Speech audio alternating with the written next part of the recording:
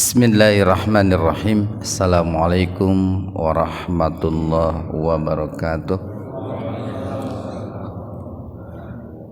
Alhamdulillahi rabbil alamin alladzi an'ama 'alaina bi ni'matil iman wal islam walladzi arsala rasulahu bil huda wa dinil haqq liyudhhirahu 'alad dini kullihi wa kafa billahi shahida. Asyhadu an la ilaha illallah wahdah la syarikalah wa asyhadu anna Muhammadan abduhu wa rasuluh, amma ba'd. Hadirin ikhwatu iman jemaah Majlis Ta'lim Illiyin yang mudah-mudahan ridha Allah, berkah Allah senantiasa Allah limpah curahkan kepada kita semua. Ikhwanu fiddin arsadakumullah. Kajian hadis arba'in pada kesempatan ini membahas hadis nomor 37 halaman 59. Hadis nomor 37 halaman 59. An Ibni Abbas, dari Ibnu Abbas radhiyallahu an. Mudah-mudahan Allah senantiasa ridho kepadanya. Ibnu Abbas ini merupakan putra dari paman Rasulullah sallallahu alaihi wasallam. An Rasulillah sallallahu alaihi wasallam. Ibnu Abbas ini menerima langsung dari Rasulullah sallallahu alaihi wasallam. Fima yarwihi, fima tentang apa? Yarwihi, yang beliau terima, an rabbihi, dari Rabbnya, dari Allah subhanahu wa ta'ala, dari Allah tabaraka wa ta'ala.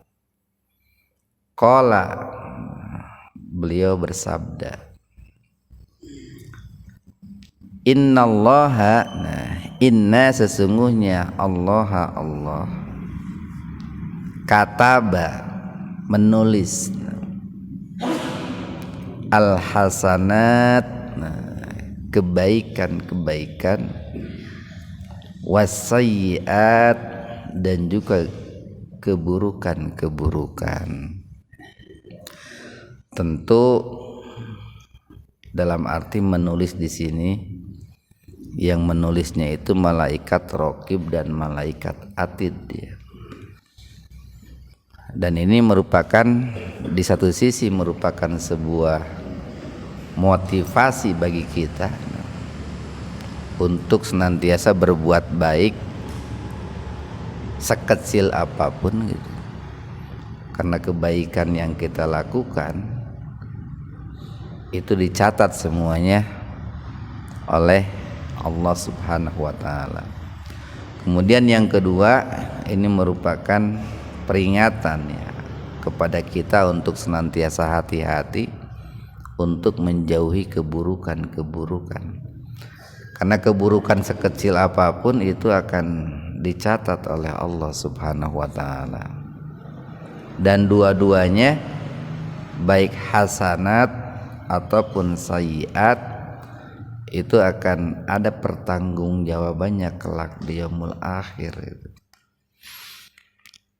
Kita sebagai seorang muslim yakin betul bahwa apa yang kita ucapkan, apa yang kita lakukan itu tidak berhenti sampai di dunia urusannya, tapi urusannya itu sampai di akhirat kelak. Nah, itu yang harus senantiasa kita tanamkan dalam diri kita itu.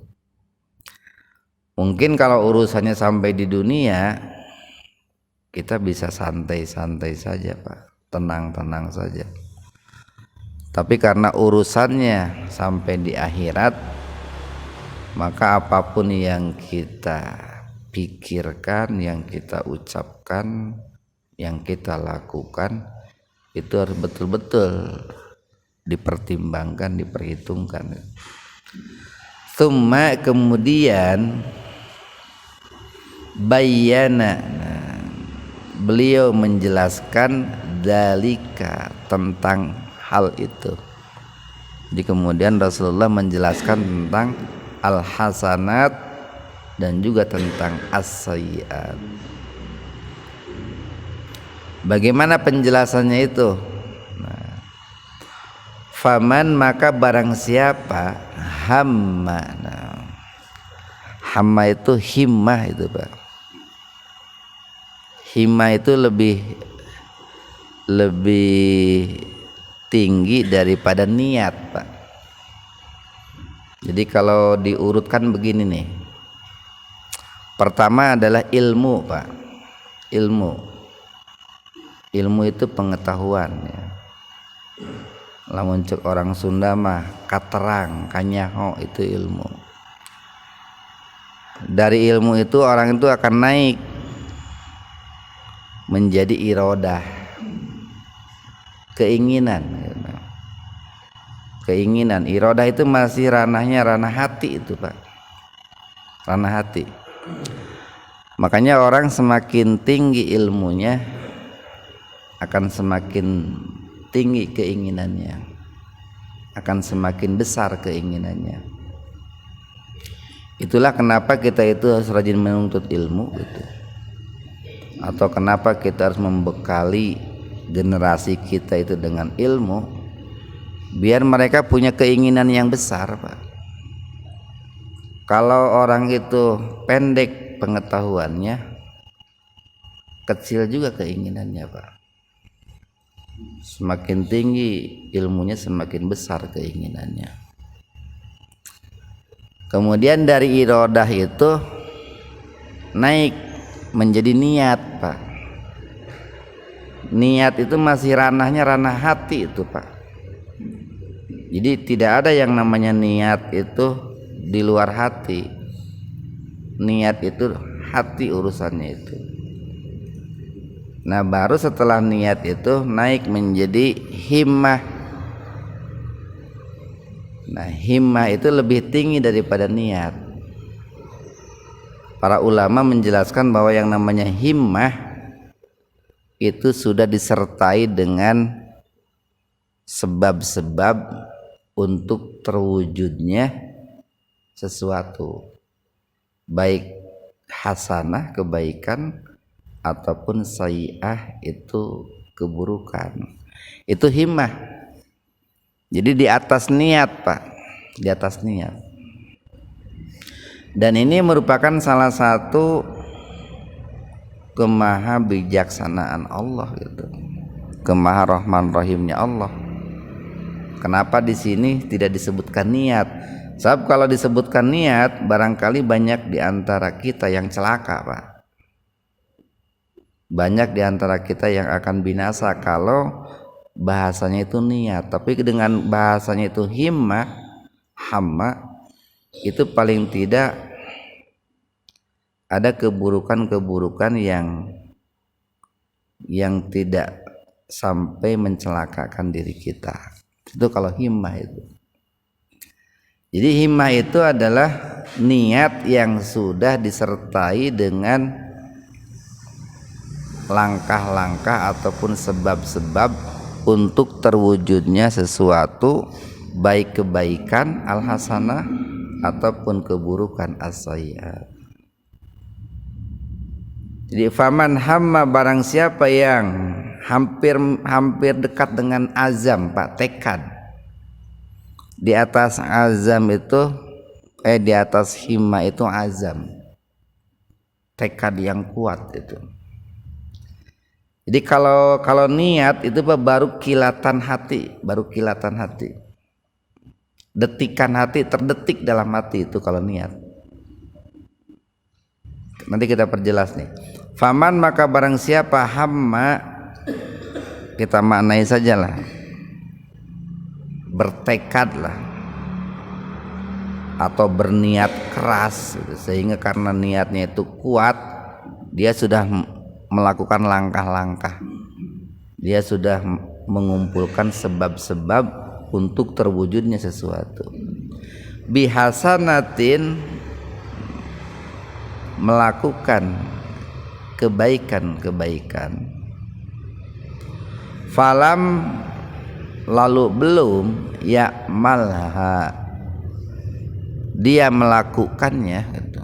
Jadi baru sampai himmah, belum sampai melakukan.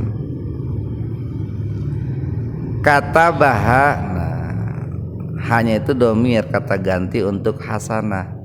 Kata ba al hasanah Allahu, nah, maka Allah akan menuliskan kebaikan-kebaikan itu ingdahu, nah maksudnya indallah, di sisi Allah, hasanatan kamilatan, itu suatu kebaikan yang sempurna.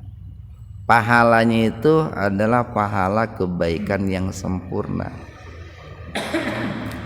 Itu kalau kita sudah berhimmah, Pak.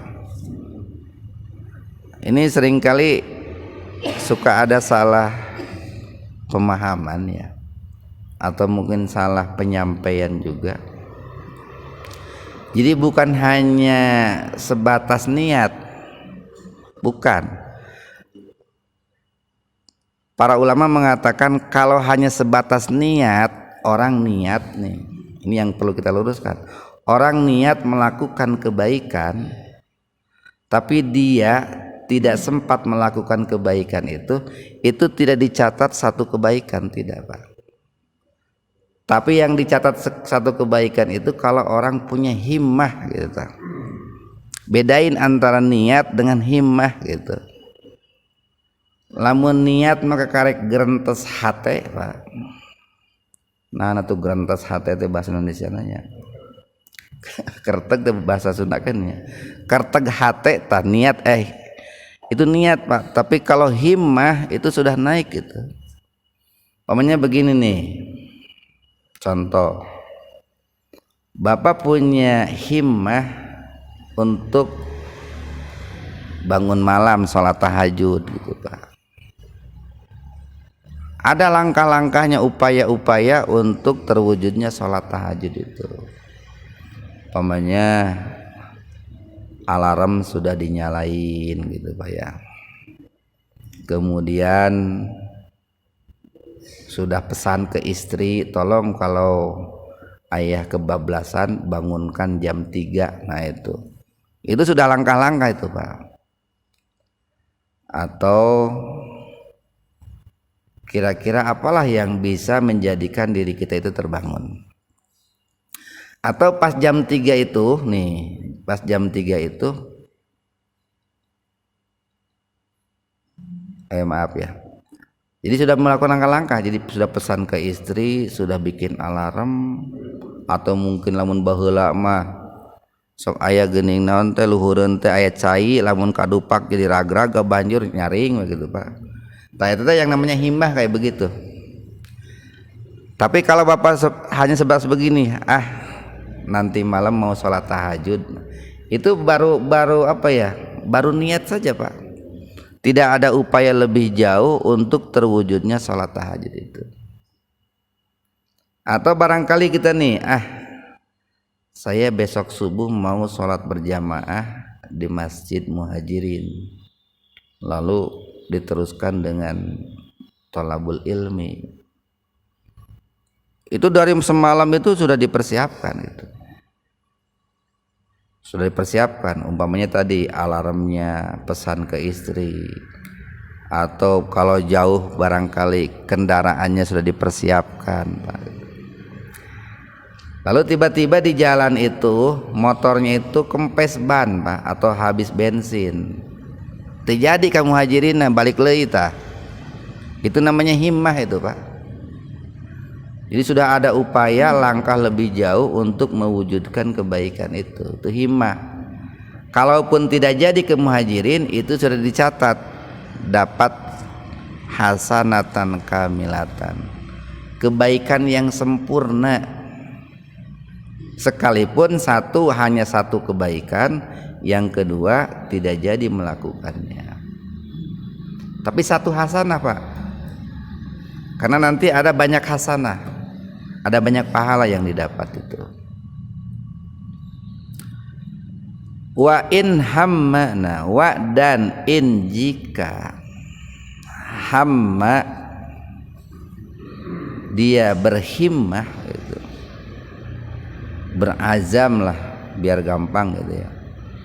Dan apabila dia berazam, bertekad kuat, biha, nah maksudnya bil hasanah, untuk melakukan kebajikan, fa'amaliha, fa'amilaha, lalu dia melakukan kebajikan tersebut, maksudnya fa'amilal hasanah itu, katabahallahu, maka Allah akan mencatatnya, indahu, indallahi, maksudnya di sisi Allah, asra hasanatin, 10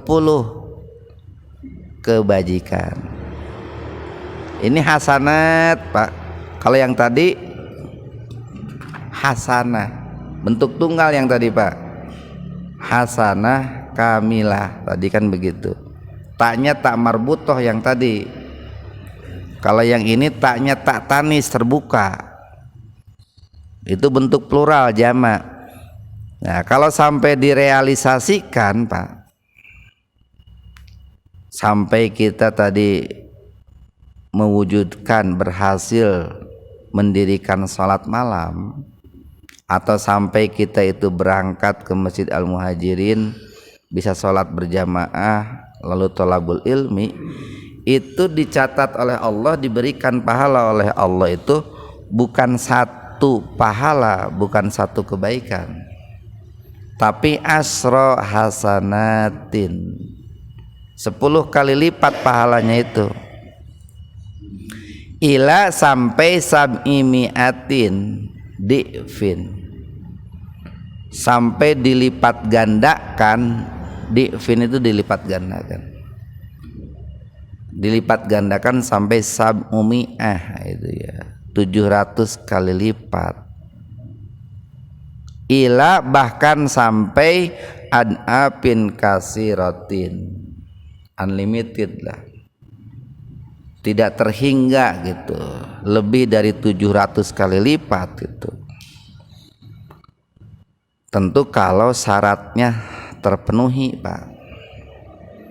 Apa syaratnya sebuah amalan itu menjadi amalan sholihan?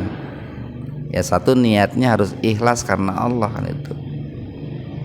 Yang kedua, sesuai dengan tuntunan Rasulullah sallallahu alaihi wasallam, itu baru mendapatkan imbalan dari Allah 10 kali lipat, bahkan bisa 700, bahkan bisa lebih kalau syaratnya terpenuhi.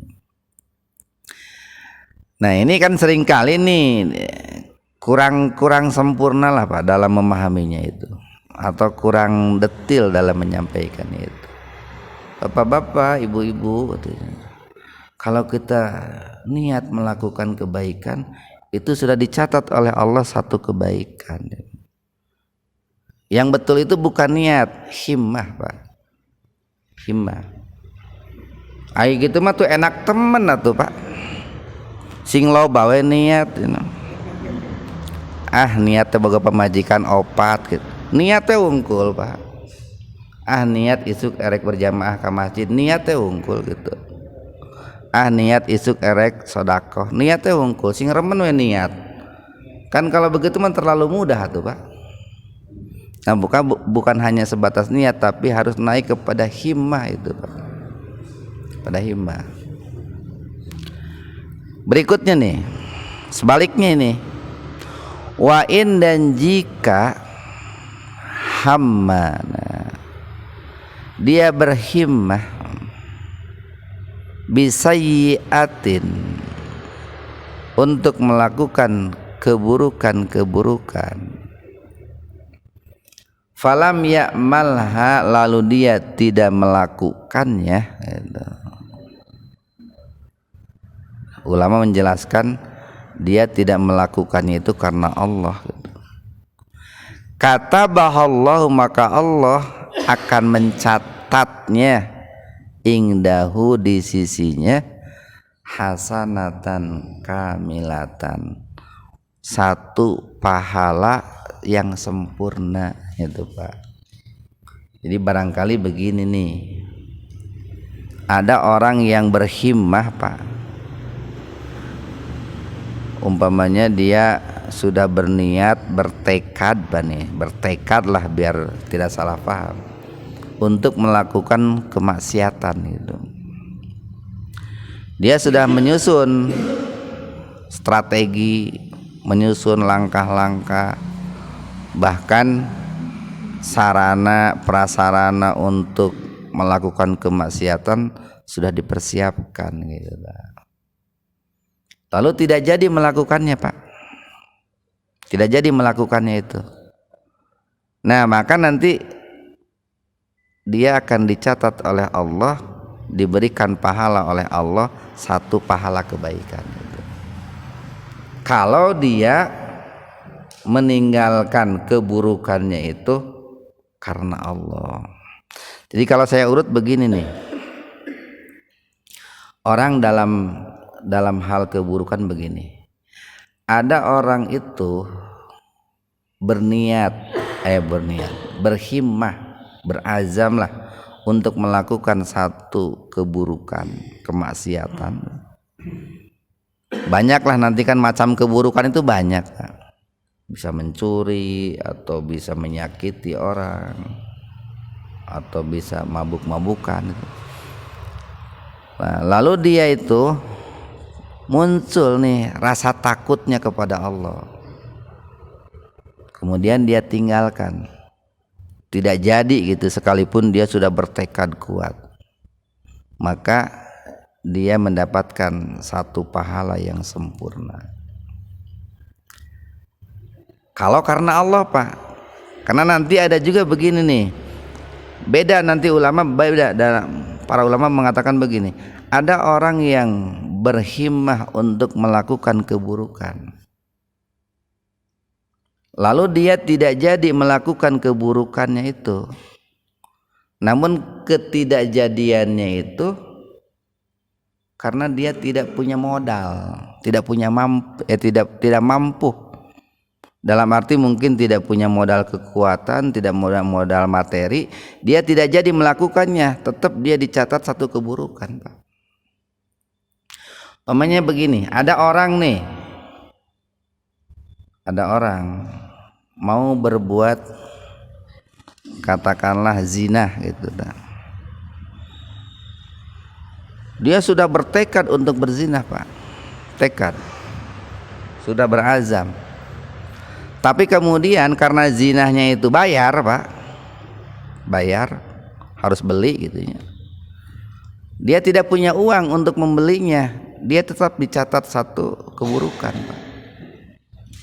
Kenapa? Karena dia tidak berzina itu karena tidak punya modal Pak. Seandainya punya modal, dia melakukannya.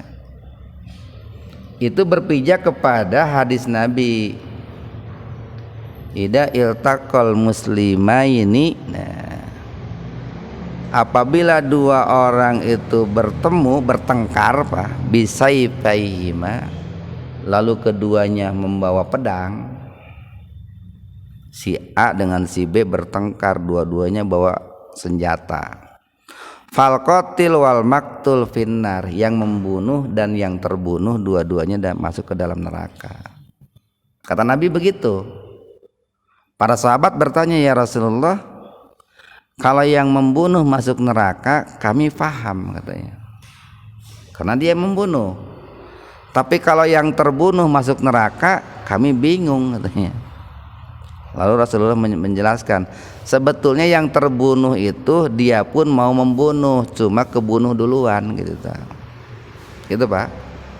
Atau sebetulnya yang terbunuh pun dia ingin membunuh, tapi karena dia tidak pandai bela diri, akhirnya terbunuh duluan.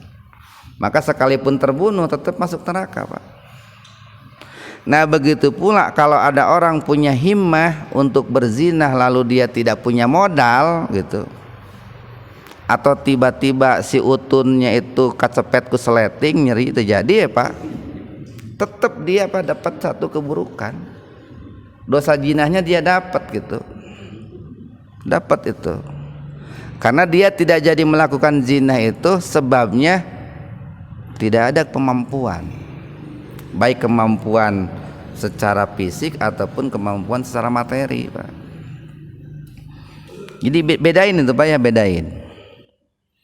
Ada juga yang ketiga, orang yang meninggalkan keburukan itu dia bukan karena tidak punya modal, bukan pula karena takut kepada Allah, tapi teparurun gitu Pak, teparurun.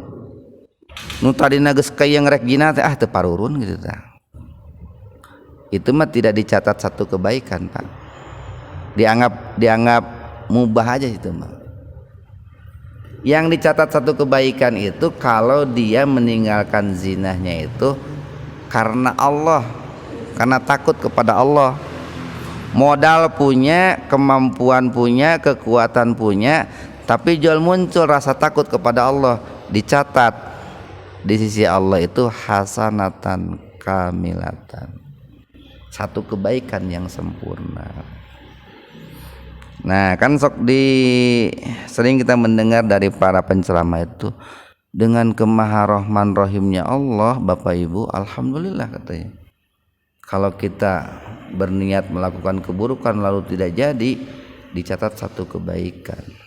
Maka sing lobalah niat cenah melakukan keburukan tapi tong jadi cenah. Bukan niat, himmah Pak, himmah. Tadi himmah itu sudah ada upaya-upaya, langkah-langkah untuk mewujudkan satu keburukan atau satu kebaikan. Itu himmah. Kita tanyakan nih.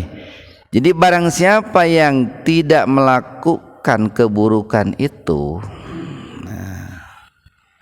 tapi keburukannya itu, barang siapa yang berhimmah melakukan satu keburukan, lalu dia tidak jadi melakukan keburukan itu.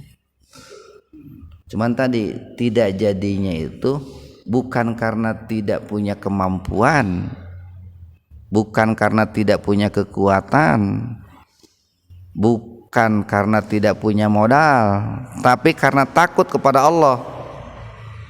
Itu dicatat di sisi Allah, katabahallahu indahu hasanatan kamilatan, satu pahala yang sempurna.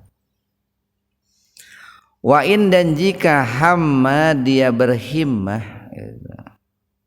biha, maksudnya bisayyi'ah, untuk melakukan keburukan, fa'amilaha, lalu dia mengerjakan keburukan itu sampai jadilah melakukan keburukannya itu, apapun itu keburukannya, katabahallahu, maka Allah akan mencatatnya sayyi'atan wahidatan, satu keburukan.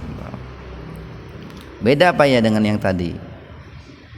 Kalau yang tadi ketika orang itu mewujudkan himmahnya melakukan hasanah, kebajikan, dicatatnya oleh Allah itu asro hasanatin, 10 kebajikan, ila sab'i mi'ati di'fin, sampai 700 kali lipat, ila ad'afin kasiratin, sampai lebih dari 700 kali lipat. Itu kalau kebaikan itu, himmah kebaikan direalisasikan, diwujudkan Pak. Tapi sebaliknya, kalau himmah sayyi'ah, keburukan, dilaksanakan sampai terjadi melakukan keburukan, itu dicatatnya oleh Allah itu tidak sampai 10, apalagi 700, apalagi berlipat-lipat, tapi hanya satu keburukan. Nah, Imam Ahmad itu pernah ditanya terkait dengan yang ini. Wahai Imam, pernahkah engkau mendengar, katanya, ada satu hadis yang mengatakan bahwa kalau orang melakukan keburukan lalu dibalas oleh Allah dihukum oleh Allah dengan hukuman yang berlipat ganda gitu. Imam Ahmad menjawab, saya belum pernah mendengar ada hadis itu, kecuali kalau orang melakukan keburukannya itu di kota Mekah dan Madinah, katanya gitu Pak.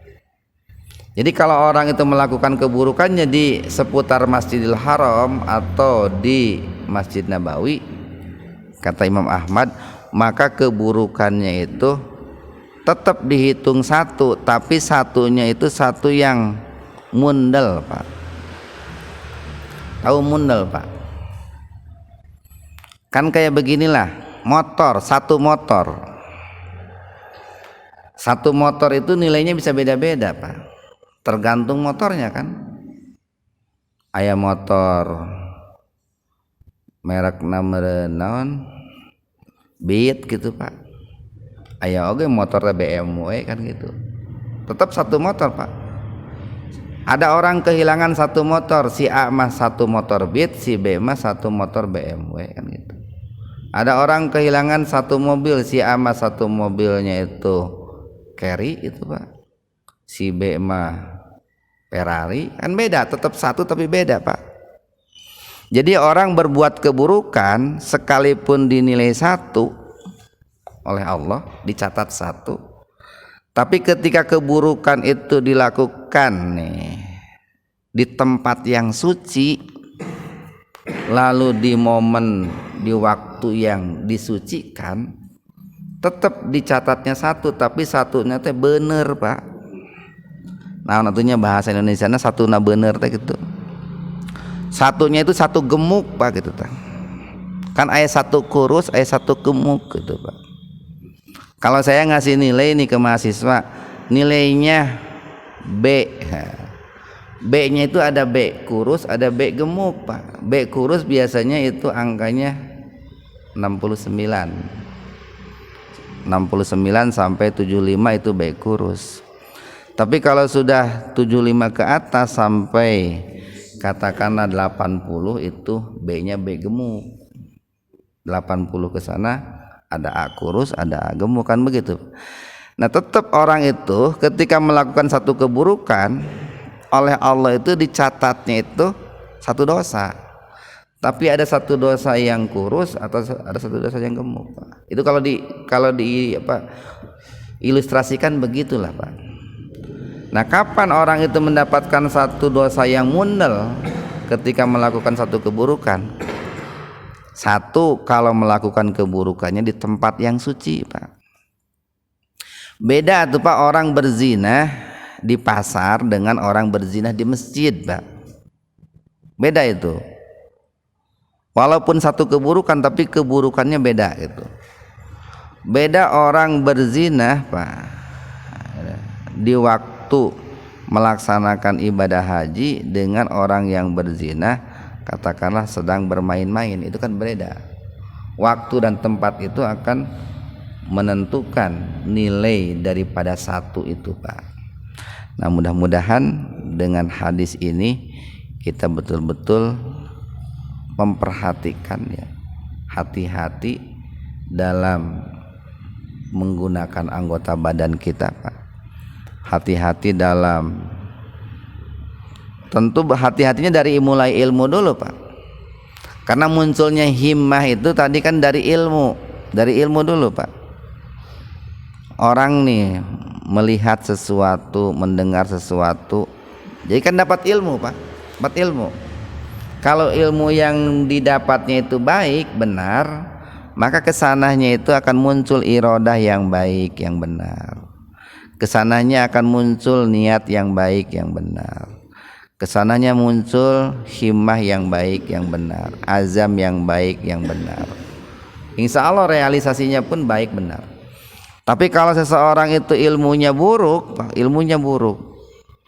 muncul iradahnya buruk juga, muncul niatnya buruk juga, muncul himmahnya, azamnya buruk juga, realisasinya pun kemungkinan buruk juga. Nah itulah yang perlu diperhatikan oleh kita.